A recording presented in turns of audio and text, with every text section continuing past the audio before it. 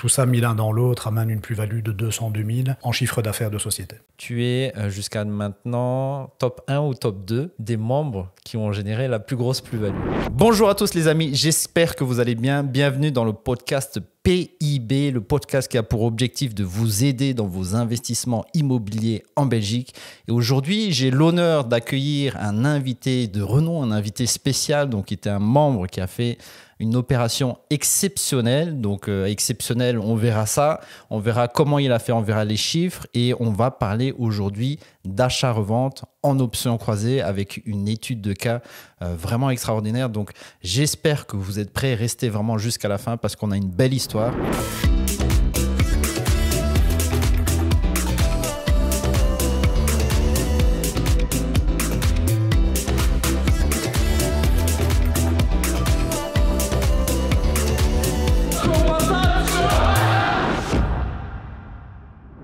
Et pour commencer, est-ce que Julien, merci de venir déjà à ce podcast.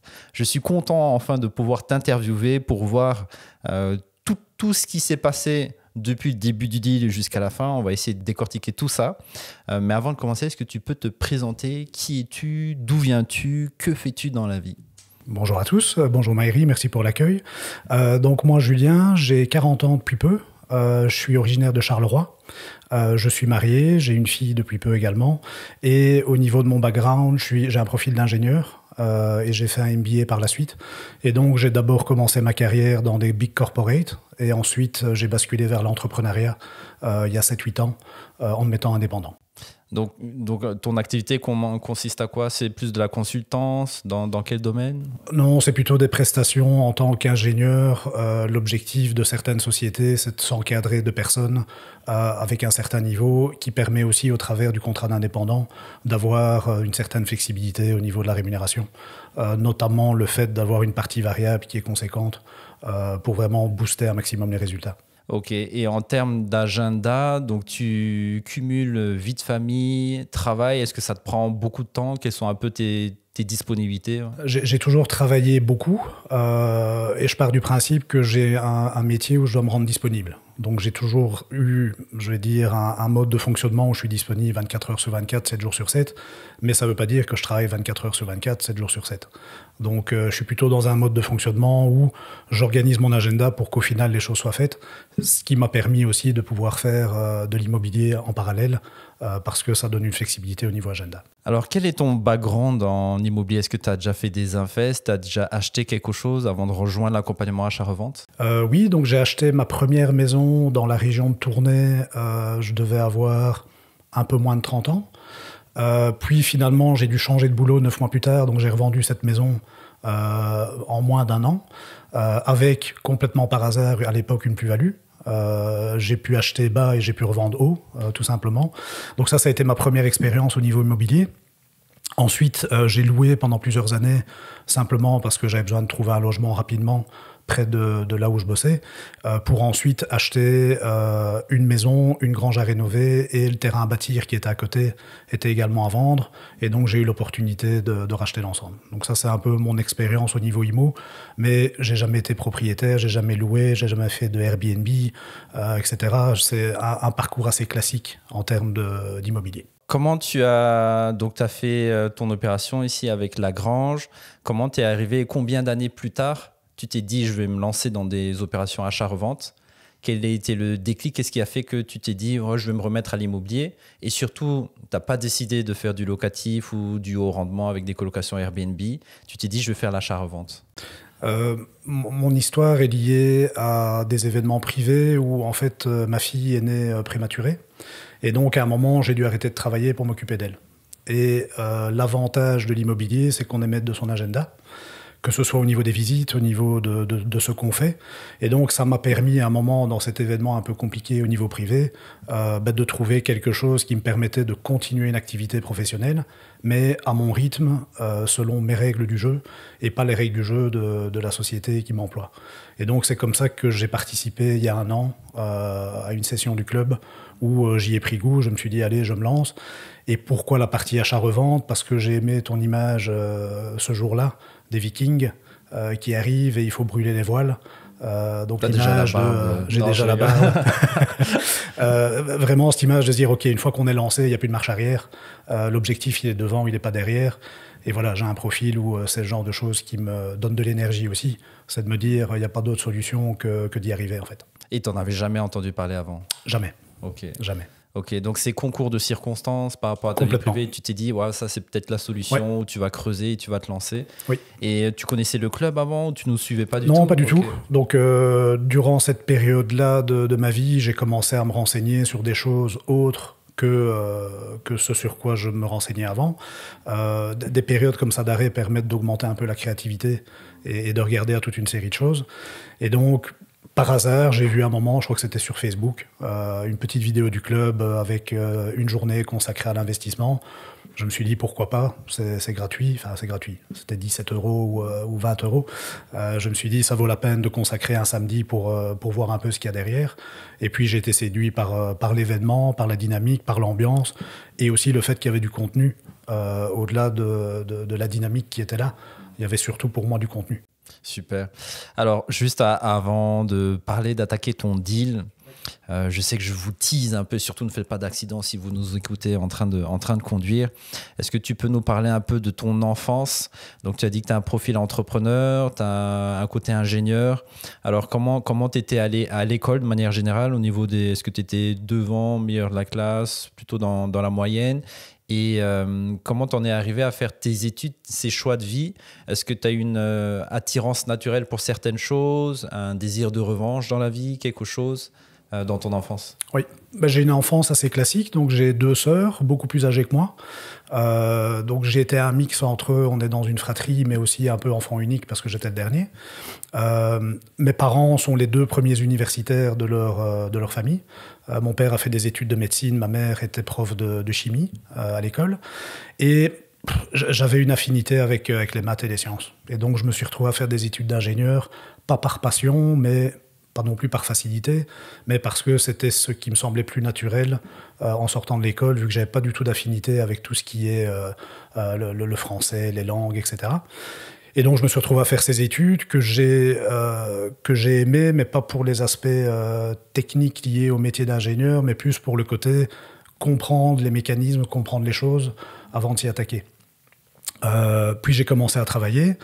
Assez vite, je me suis rendu compte que le pur technique de mon métier n'était pas ce qui m'intéressait le plus. Et donc là, j'ai eu l'occasion de faire un MBA en cours du soir, où là, ce qui m'a vraiment intéressé, c'est qu'on était avec des gens de tout horizon. Je me souviens, il y avait une infirmière qui voulait refaire des études après 10 ans. On avait une dame qui avait été maman à 16 ans et donc qui n'avait pas eu l'occasion de faire des études. Il y avait un chauffeur de bus qui était là. Et donc, j'ai trouvé que ce panel de personnes était beaucoup plus intéressant. Et donc, voilà, dans ce que je fais, j'essaie toujours de réfléchir à l'humain et aux complexités humaines qu'il peut y avoir dans les interactions. Et c'est aussi ça qui fait que j'ai aimé le deal que j'ai fait au niveau immobilier, parce qu'au final, c'est des interactions entre des personnes.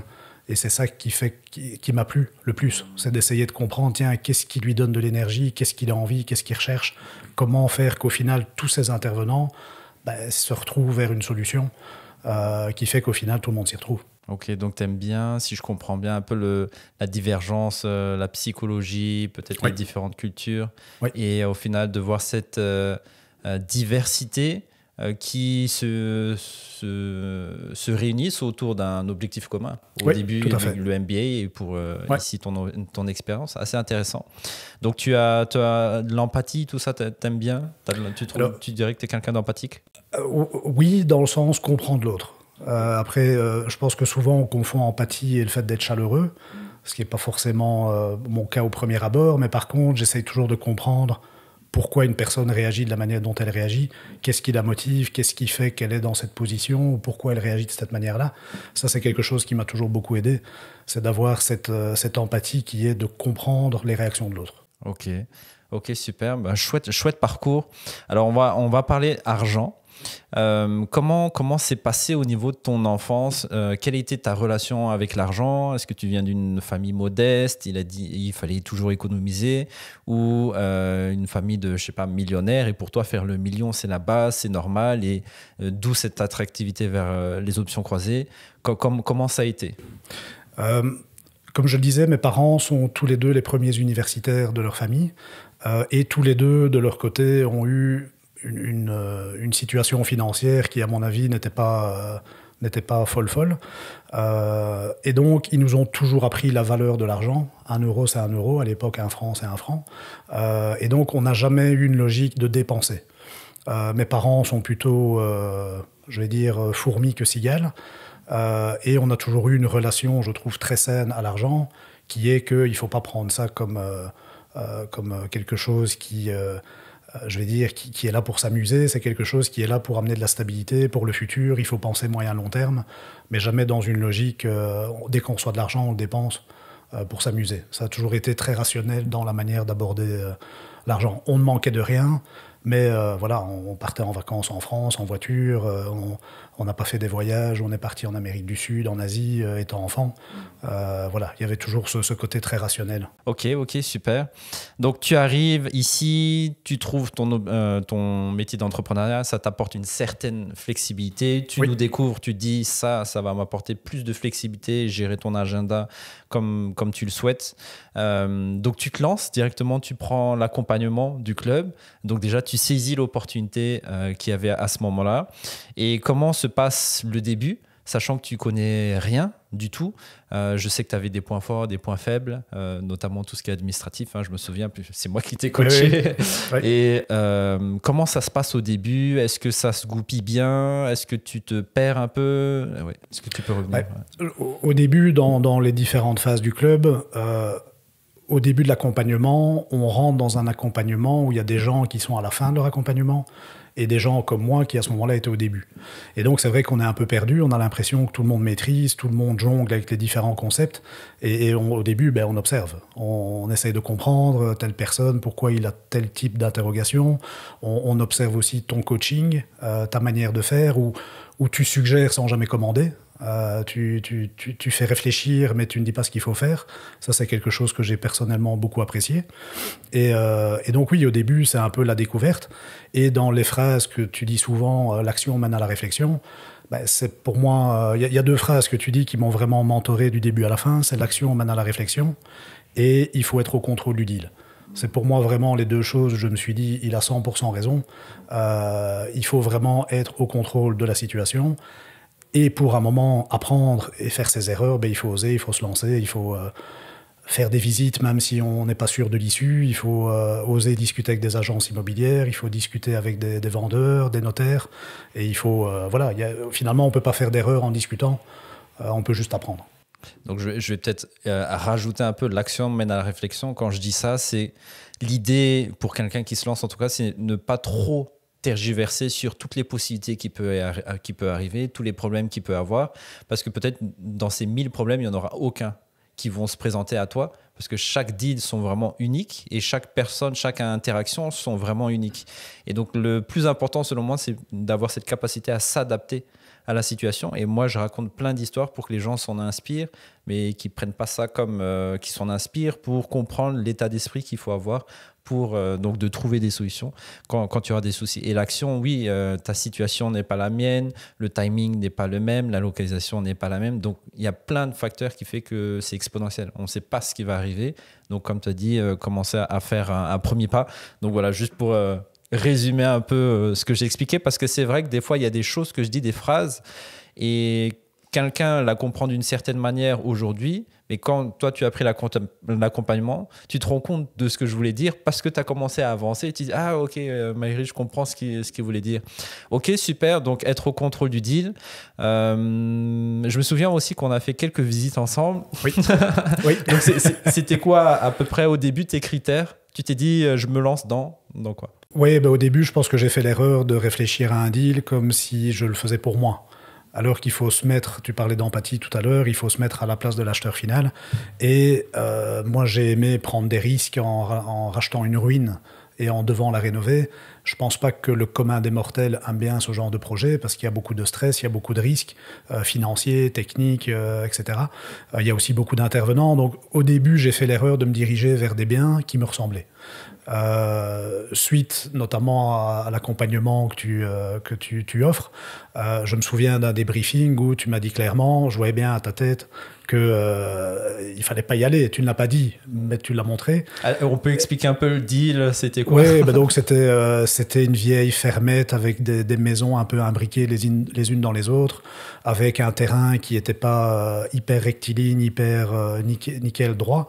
4-4, hein, c'était maison, 4 façades, mais divisées en deux. En deux. Ouais, Okay. Et il y avait un terrain à bâtir à côté. Et donc mon idée c'était ok, le terrain à bâtir il va partir rapidement et après le reste il faudra trouver.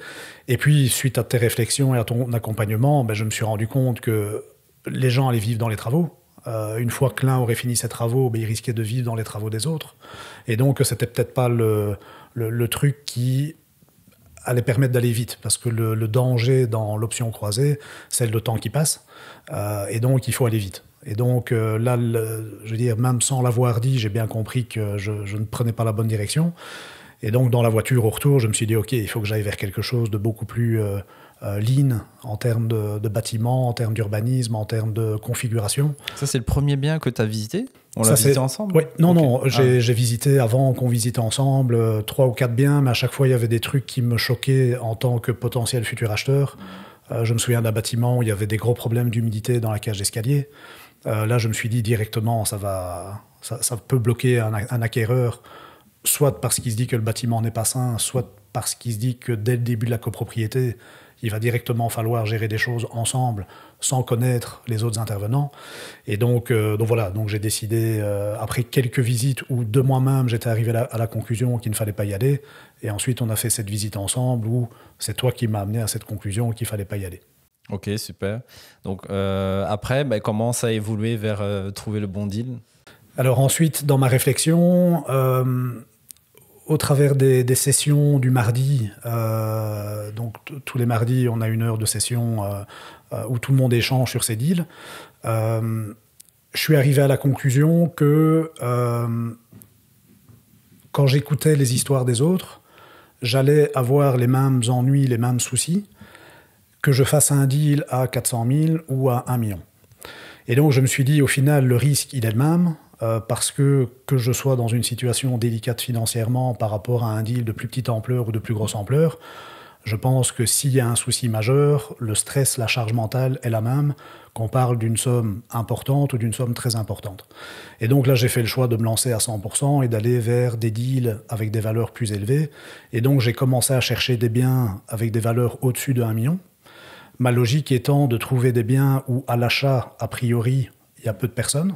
Parce que quand on passe la barre psychologique du million, je pense qu'on touche moins de potentiels acheteurs. Mais une fois divisé en 3 ou en 4, là, on arrive sur des biens qui sont plutôt accessibles par, je veux dire, le commun des mortels. Si c'est un couple avec 2 emplois, etc., on peut aller vers ce genre de biens. Donc ça, c'est ce qui a défini ma stratégie, mais il a fallu quelques mois de réflexion pour y arriver. C'est de me dire, OK, un bien supérieur à 1 million divisé, on arrive à 250, 300 000 le bien. Là, je me suis dit, OK, j'aurai un levier en termes de négociation à l'entrée et j'aurai une force en négociation pour la revente. Et donc, je me positionne dans juste le sweet spot entre les deux. Et donc, j'ai décidé de monter d'une gamme en termes de bâtiments que je recherchais. C'est ça. Et donc, ça te fait changer de localisation aussi?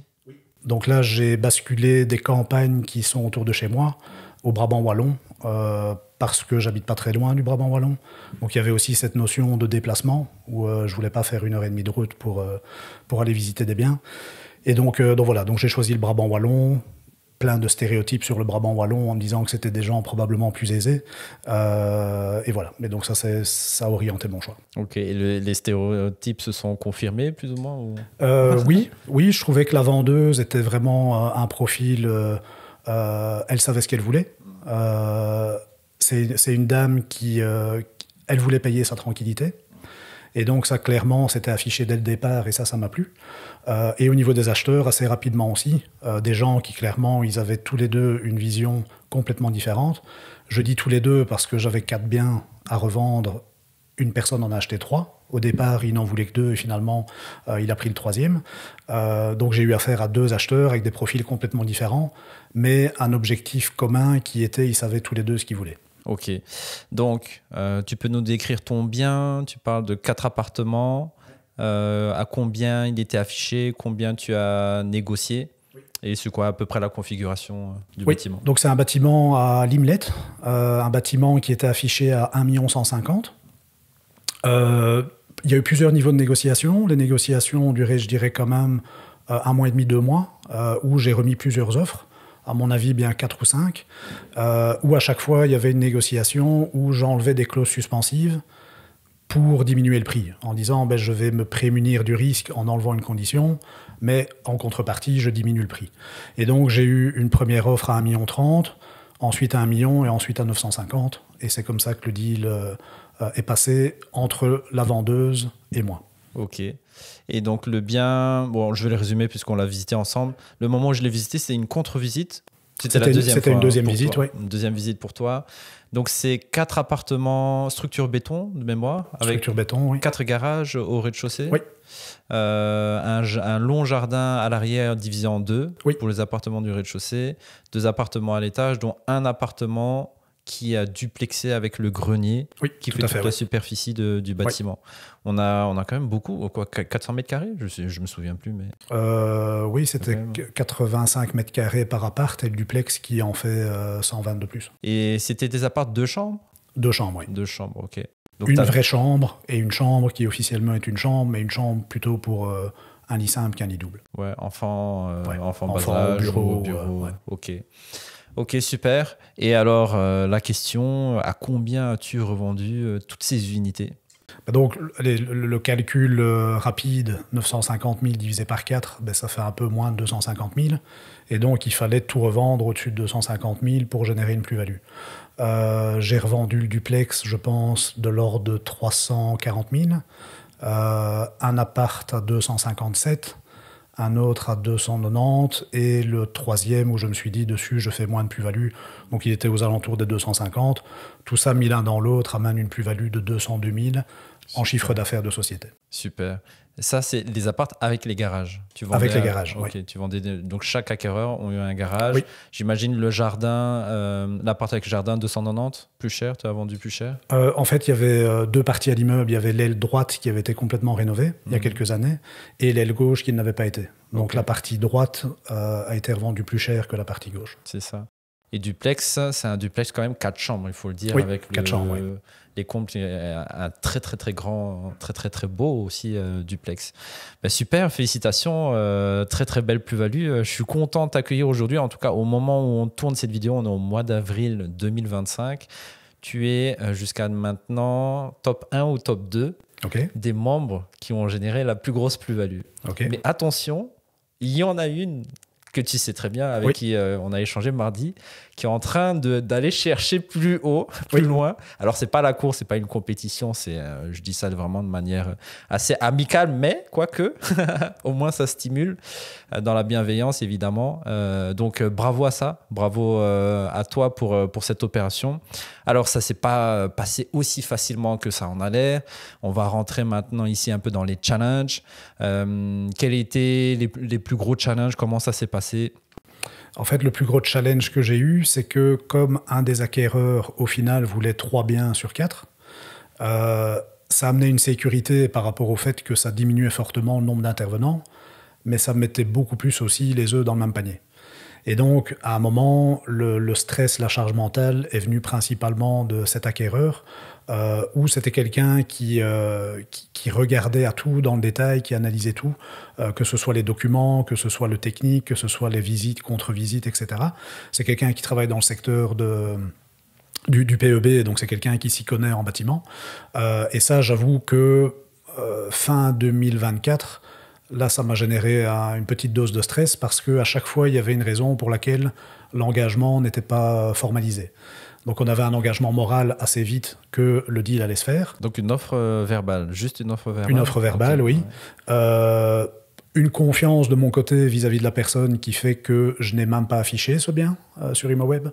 Et donc, c'était vraiment un accord. Je me suis dit, ça va se faire. Et de lui, de son côté, il voulait le faire. Le temps passant, là, j'ai eu une bonne dose de stress en me disant, mais si lui, ça tombe à la dernière minute, je me retrouve à avoir, entre guillemets, perdu 2 mois et demi. Et je dois tout recommencer de zéro avec d'autres acquéreurs, en sachant que les appartements sont plus ou moins tous similaires. Donc là, j'aurais pu aller repiocher chez les gens qui étaient intéressés par les autres appartements. Mais le duplex est quand même un bien assez particulier, étant donné que c'est un duplex 4 chambres à plus de 300 000 euros. Là, c'est moins ce que le commun des mortels recherche. Alors, en termes de chronologie, donc ici, il y a eu chance avec cette personne, en termes de chronologie, quand tu as rejoint le club, quand tu as eu ton offre acceptée, et jusqu'à quand était prévue la date de signature d'actes, oui. Et quand, au final, tu as signé les actes? Alors, j'ai rejoint le club, c'était le 26 mai 2024, l'année passée. Oui, une date d'un événement. Date d'un événement, oui. Où dans la semaine, je me suis lancé en me disant, OK, je dépense la somme et on verra bien. J'investis la somme. Oui, j'ai investi la somme, c'était vraiment ça. C'était un investissement avec, comme tout investissement risqué, le fait de se dire potentiellement je peux tout perdre. Là, je tiens à rassurer tout le monde que c'était un très bon investissement. Et donc, ça, c'était fin mai. J'ai fait différentes visites. Le bien en question, je l'ai visité début août. Okay. Ensuite, il y a eu différents allers-retours avec l'agent immobilier. Il y avait un gros souci pour la vendeuse qui était que le duplex avait été fait sans informer l'urbanisme et avait été rénové par sa fille. Et donc, je pense qu'elle ne voulait pas mettre sa fille dans une situation délicate par rapport aux travaux qui avaient été faits. Et donc, c'est vraiment sur ce point-là où on a beaucoup discuté. Et donc, mon offre a finalement été acceptée, je pense, le 2 octobre. Donc quand même quelques mois plus tard. Donc il y a eu 2 mois qui sont passés d'aller-retour au travers de l'agent immobilier qui a très bien joué son rôle. Ensuite, à ce moment-là, j'avais déjà plus ou moins, entre guillemets, vendu les biens parce que j'avais fait déjà quelques visites. L'agent immobilier m'avait autorisé à faire des visites. Donc là, j'avais déjà plus ou moins des accords oraux que c'était vendu. Le dernier bien, ça j'ai la date en tête, c'était le 4 novembre. Donc le dernier bien, j'avais un accord le 4 novembre, mais tout ça oralement. Donc rien de formalisé. 3-4 mois, tu trouves ton deal. Oui. La vente se fait assez rapidement, octobre-novembre, donc en un mois, grosso modo, tout est vendu. Oui. Et donc tu dois signer les actes quand, le délai de l'option? Alors, le lien entre la vendeuse et moi, au travers de la convention d'option, a été signé début décembre, parce que là, avec la vendeuse, il y avait la discussion par rapport à la garantie. Je n'avais pas mis de garantie dans mon offre. Donc par défaut, pour moi, il n'y en avait pas. Or, pour elle, par défaut, le fait qu'il n'y ait rien, c'est qu'il y en avait une. Et donc là, ça fait partie des discussions où il y a eu quelques allers-retours. Et à un moment, j'étais tellement confiant sur le fait que mes acquéreurs étaient des gens sérieux qui allaient se positionner réellement que je me suis dit, OK, je vais payer une garantie, comme ça j'avance avec la vendeuse. Il faut savoir que la vendeuse vit à l'étranger. Et donc, les discussions, à chaque fois, prenaient un peu plus de temps. Et donc, on a signé cette convention le 10 décembre. J'ai formalisé avec les différents acquéreurs avant fin d'année, notamment entre Noël et Nouvel An avec une des 2 personnes. Et le délai courait pour 6 mois, donc ce qui nous amenait le 10 juin. Le 10 juin 2025. Et là, on est avant le 10 juin 2025 et tu as déjà capté la plus-value. Oui. Donc comment est-ce possible? Comment ça se fait? Je pense que je reviens sur ce que je disais avant par rapport à l'empathie et le fait de comprendre la réalité de tout le monde et d'être aux commandes du deal et le maestro du deal. Je pense que ce qui m'a permis d'aller vite, c'est que j'étais vraiment orienté solution tout le temps.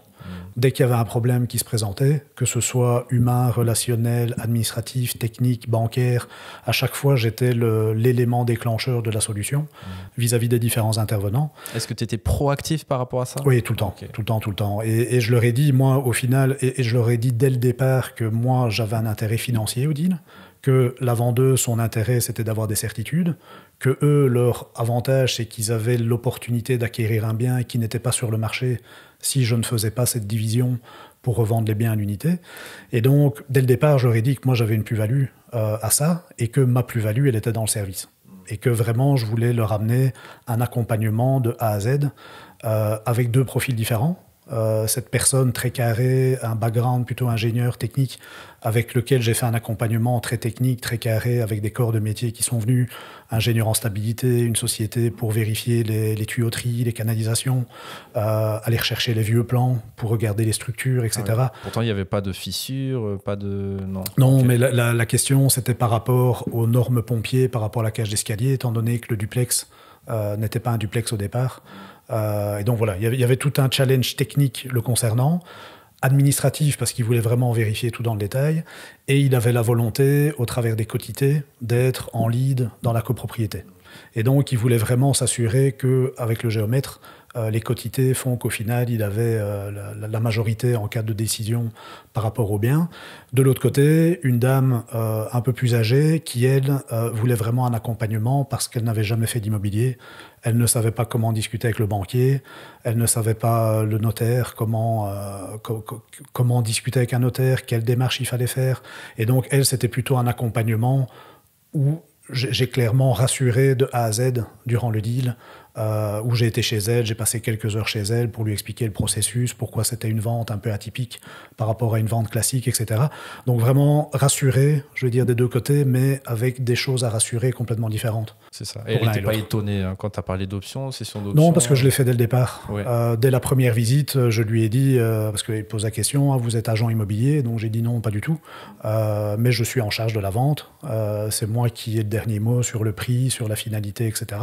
Et donc j'ai expliqué de manière assez simple le processus d'options croisées, cessibles et divisibles, pour qu'elle comprenne bien que c'était sain, qu'il n'y avait pas d'intérêt personnel et que l'intérêt personnel, au final, il est là, mais il y a un intérêt commun aussi qui prime, qui est que tout le monde s'y retrouve.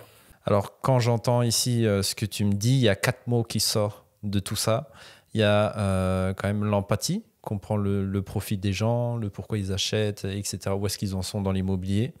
Il y a transparence. Voilà, tu as dit directement, moi je vais toucher une commission, je vous offre un service, grâce à moi que les gens ils ont la possibilité d'acheter des logements. Il y a efficacité, proactivité, efficacité. Tu vas à la source des informations, tu interagis beaucoup avec les gens. C'est pas tu signes et tu attends que les notaires font le boulot, tu es proactif, tu vas vraiment faire bouger les choses. Et il y a 4, je dirais, leadership. C'est-à-dire que tu as mené tout le monde vers une destination qui est de signer les actes et tu as même fait en sorte de signer avant. Donc, tu avais jusqu'à juin pour signer les actes et au final, vous avez signé… Le 1er avril, facile à retenir. Le 1er avril et ceci n'est pas une blague, les amis. Vraiment super deal. Et comment t'as été utile l'accompagnement pendant ces challenges? Tu as quand même beaucoup fait de ton côté, tu as été en contact avec les gens. À quel moment tu m'as sollicité Je pense que là où j'étais confiant de mes forces, c'était sur le fait d'accompagner tout le monde et de rassurer. Là où par contre j'avais zéro connaissance et j'avais besoin d'accompagnement, c'est sur le processus plutôt administratif. Où pour rassurer, il fallait que je sois cohérent. Et pour être cohérent, il fallait que je raconte des choses telles qu'elles vont se passer, que tu maîtrises, et pas telles que je pense qu'elles vont se passer.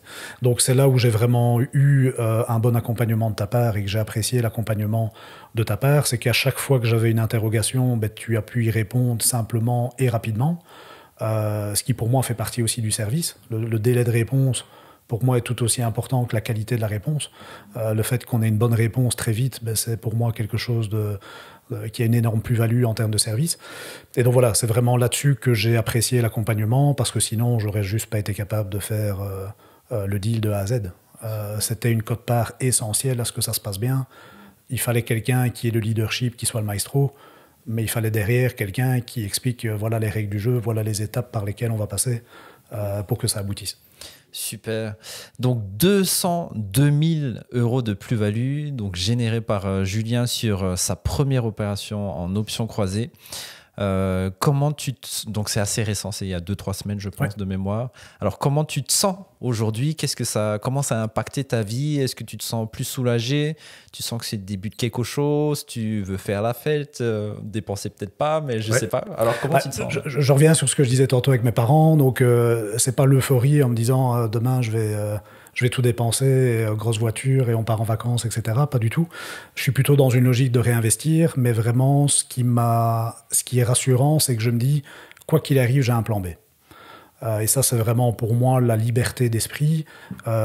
Pour moi, c'est pas l'argent pour l'argent, c'est l'argent pour la liberté que ça représente. Le fait de pouvoir dire demain j'arrête pendant 6 mois parce que j'ai une priorité autre, comme je l'ai vécu avec ma fille fin 2023, début 2024. Et vraiment cette notion de me dire ok, peu importe ce qui arrive au niveau professionnel, si ça ne va pas ou si j'ai envie de prendre plus de risques ou peu importe, j'aurai toujours une solution en plus. Et en fonction de la charge de travail, c'est quelque chose qui peut être fait soit à la place d'eux, soit en plus d'eux.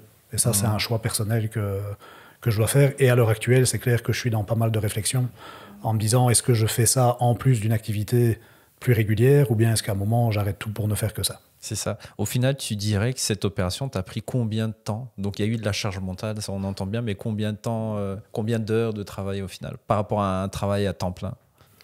Alors, par rapport à un travail à temps plein, c'est rien du tout, ça c'est sûr. Si je devais faire un calcul rapide, je dirais peut-être 10 heures par semaine, donc 40 heures par mois, ce qui est en général ce qu'on fait sur une semaine. Donc, je dirais 4 fois moins qu'un temps plein normal, avec des périodes de rush, avec des périodes où il ne se passe pas grand-chose. Mais oui, je dirais qu'au final, c'est pas énorme. Allez, je dirais 1h30 à 2 heures par jour. Principalement, dans ma manière d'être en lead par rapport au deal, principalement garder les liens avec tout le monde.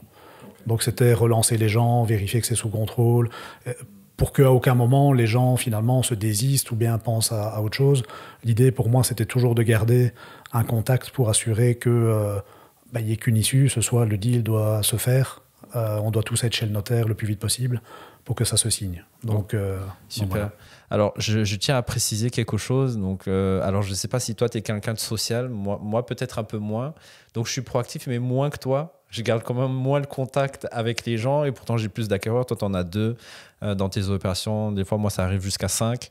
Donc, c'est pas... alors, pour ce deal-là, peut-être c'était nécessaire. Mais je veux dire, de manière générale, moi, j'évalue ça à plutôt 1/8 d'un temps plein, en termes de entre 100 200 heures de travail par opération. Et comme tu as dit, il y a des périodes de rush, c'est plus trouver le bien. Donc là, il faut faire les visites, se déplacer, négocier, etc. Donc ça prend du temps. La deuxième période qui prend du temps, c'est au moment où vous revendez les appartements. Maintenant, je commence à tout déléguer par des agents immobiliers, et donc gérer plus des messages et prendre contact avec les gens. Mais, et donc au final, alors... En parlant de ça, comment ça s'est passé à la fin? Donc, tu m'as dit un peu, tu as mangé un bout, je crois, avec les acquéreurs. Oui, donc j'avais une des acquéreuses qui ne savait pas trop au niveau notaire, etc., comment ça se passe. Et donc, je lui avais proposé, pour diminuer le nombre d'intervenants, de dire, écoutez, si vous passez par mon notaire, je réduis la somme du bien de quelques milliers d'euros. Chose qu'elle a faite. Et donc, on s'est retrouvés chacun chez son notaire, mais nous deux chez mon notaire, étant donné qu'elle avait fait le choix de prendre le même notaire que moi. Et entre la fin du deal, la signature et le fait qu'on se retrouve tous pour l'échange des clés, les compteurs, etc., il y avait quelques heures de flottement entre les deux. Donc j'ai proposé qu'on aille manger un bout ensemble, parce que pour elle, pour cette acquéreuse-là, ça fait 10 ans qu'elle cherchait quelque chose. Dans cette localisation. Ça faisait 1 an et demi qu'elle cherchait activement de l'immobilier, mais ça faisait 10 ans que, d'un point de vue personnel, elle passait par une phase où elle voulait un peu changer de vie et que ce soit un nouveau départ pour elle. Et donc, pour elle, il y avait beaucoup d'émotionnel. Et donc, on n'était pas loin de la Grand Place. Je me suis dit, voilà, au moins, elle se souviendra de ce 1er avril 2025. Donc, on a été manger un bout sur la Grand Place. Il faisait super beau, en plus. Donc, voilà, toutes les planètes étaient alignées ce jour-là. Ça s'est super bien passé. Et puis, on s'est retrouvés à 17h sur place pour faire les échanges de clés, les compteurs, etc. avec tout le monde. Super. Avec l'autre acquéreur aussi, hein, le monsieur avec l'autre acquéreur, okay. Et une locataire qui était là depuis 36 ans. Wow. Et qui, elle, quand le bâtiment a été mis en vente, elle a commencé à regarder un peu ailleurs. Et elle s'est rendue compte des prix du marché. Et donc, elle s'est dit, en plus de payer plus cher, je risque de me retrouver dans quelque chose de moins bien. Avec, en plus de ça, le fait d'organiser un déménagement. Et donc, c'est ce 3e bien que l'acquéreur, qui avait 2 biens, a décidé finalement de prendre en plus. Parce qu'il s'est vraiment rendu compte qu'une locataire comme ça, c'est rare. Son appartement est nickel, elle était toujours souriante lors des visites, alors que potentiellement elle pouvait ne plus habiter le bien. Mais elle avait une attitude vraiment proactive, positive. Et donc au final, je me suis aussi un peu battu pour elle, où j'ai accepté moins de plus-value, mais en me disant, comme ça au final, je fais aussi quelque chose qui humainement a du sens, parce qu'au-delà de la plus-value, le cash, il y a aussi l'histoire humaine qui est derrière. Bien sûr. Super, c'est très touchante, hein, cette histoire. Comme tu dis, les planètes se sont alignées. Tu as apporté énormément de valeur. Tu as enlevé les épines de pied de plusieurs personnes. Hein, la locataire qui, je ne sais pas si elle va rester ou pas au final. Oui, elle reste. C'est prévu qu'elle reste. Ouais. Les acquéreurs. Aussi, tu as attiré un profil que moi, j'ai rarement attiré. Ou en général, moi, c'est des profils que j'accepte pas forcément. Peut-être que oui, peut-être que non. Tu vois, ceux qui sont trop carrés, ceux qui font une offre où ils mettent 50 clauses ou des trucs vraiment incroyables. Ça, c'est pour moi, c'est red flag, mais c'est pas par rapport à ma personnalité. Et donc, toi, tu as attiré vraiment un profil à la hauteur de ton profil aussi, on va dire. Si tu devais refaire quelque chose dans cette opération, est-ce qu'il y a quelque chose que tu ferais différemment? Oui. Là où j'ai perdu du temps, c'est par rapport à la division concrète du bien Géomètre. avec le géomètre. Ok. Où là, je me suis trop lancé en bon père de famille en me disant c'est comme ça qu'on fait. Et j'ai pas assez utilisé les ressources autour de moi. Donc le géomètre, j'aurais pu utiliser plus ses conseils, et la clerc de notaire également. Et j'ai eu tendance moi-même à dire, ben voilà comment je vais diviser avec le jardin, avec les garages, avec le parking, etc. Et donc là, il y a eu quelques allers-retours qui, au final, m'ont probablement fait perdre 3-4 semaines. Donc là, si c'était à refaire, je referais complètement différemment. Le risque que j'ai pris, finalement, d'avoir un risque divisé en 4 avec 4 biens, mais que finalement, je n'avais que 2 acquéreurs, ça s'est bien passé, mais c'est ça qui m'a généré aussi une charge mentale à un moment, de me dire ben, tout pourrait tomber à l'eau si cet acquéreur qui a pris 3 biens finalement se désiste. Est-ce que tu lui as fait un prix? Si tu avais vendu à 4 acquéreurs, tu aurais eu plus, tu penses? On ne le saura jamais, mais je pense que oui. Ok. Ouais, je pense que oui. Mais lui, clairement, il était intéressé par un projet immobilier. Et donc, il cherchait depuis longtemps dans la région. Il faut savoir que c'est une région aussi où il y a très peu de bâtiments à vendre et très peu d'appartements à vendre. Donc ça a été un élément aussi de succès dans le deal. Et donc voilà, oui, je dirais principalement la naïveté de penser que je maîtrise un sujet qui en fait n'est pas du tout le mien et où j'ai potentiellement perdu du temps. Par contre, après avoir fait un premier deal de A à Z, là clairement j'ai appris énormément. Sur les choses sur lesquelles je sais que je devais me faire un peu violence, à savoir lire des documents notariés de 60 pages. Voilà, c'est des choses que je dois me motiver avant de le faire. C'est pas des choses que je me dis ah chouette, j'attaque ça tout de suite. Donc c'est des choses que je peux procrastiner. Voilà. Et là aussi, sans le savoir, à un moment tu m'as tiré une sonnette d'alarme dans un call où tu as une phrase vis-à-vis d'un autre membre du club. Et je me suis totalement retrouvé là-dedans en me disant ok, là maintenant il faut que j'arrête d'être dans une situation passive, il faut que je sois proactif. Et donc c'est là où j'ai relancé les démarches avec les notaires. Ok, super. Mais tu as été super aussi assidu dans le coaching. Tu venais tous les mardis, je me souviens, à la recherche de la moindre information, du moindre déclic. Donc au top pour ça. C'est quoi? Est-ce que maintenant, donc, si j'ai bien compris, tu es un peu dans une phase, peut-être pas de réflexion, mais peut-être d'ajustement sur l'avenir proche, Oui. on va dire.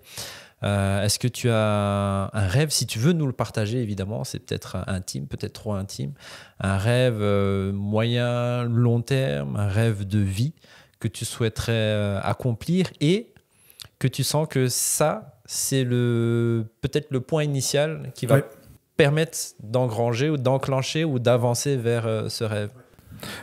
Comme je disais tout à l'heure, j'associe l'argent à la liberté.